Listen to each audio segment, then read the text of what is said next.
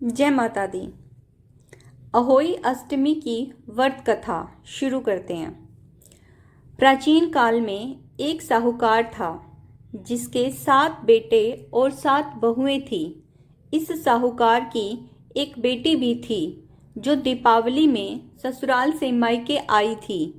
दीपावली पर घर को लीपने के लिए 7 बहुएं मिट्टी लाने जंगल में गई तो ननद भी उनके साथ चली गई।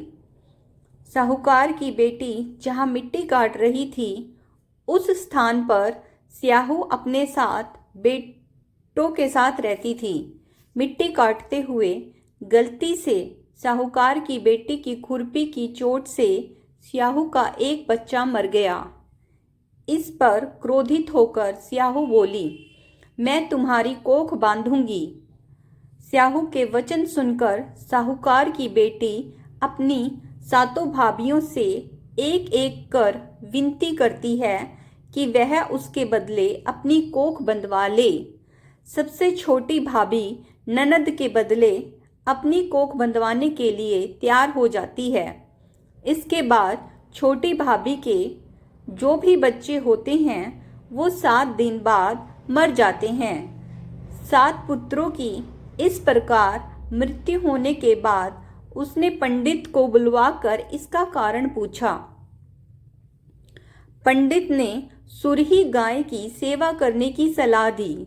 सुरही सेवा से प्रसन्न होती है और उसे स्याहू के पास ले जाती है।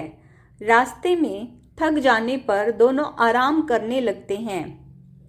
अचानक साहूकार की छोटी बहू की नज़र एक ओर जाती है।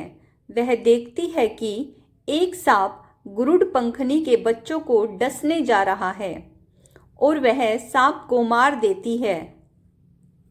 इतने में गुरुड़ पंखनी वहां आ जाती है और खून बिखरा हुआ देखकर उसे लगता है कि छोटी बहू ने उसके बच्चों को मार दिया है। इस पर वह छोटी बहू को चोंच मारना शुरू कर देती है। छोटी बहू इस पर कहती है कि उसने तो उसके बच्चों की जान बचाई है। गुरुड़ पंखनी इस पर खुश होती है और सुरही सहित उन्हें स्याहू के पास पहुंचा देती है।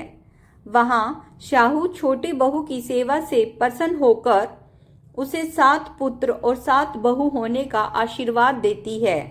स्याहू के आशीर्वाद से छोटी बहू का घर पुत्र और पुत्र वधुओं से हरा भरा हो जाता है। बोलो जय माता दी।